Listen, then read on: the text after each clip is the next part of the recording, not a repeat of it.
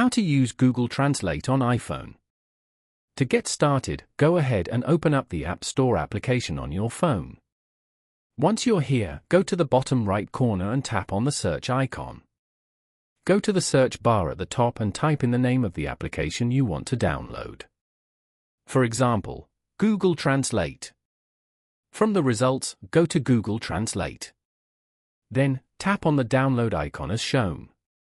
After it has been downloaded, tap on Open. Once you're here, tap on language that you want to translate from to change it if you want. After that, tap on the language that you want to translate to. Then, search for or choose the language from the options below. For example, Chinese. Now, enter the text that you want to translate in the text bar. You can now view the translated message over here. Tap on the audio icon to listen to the translated message.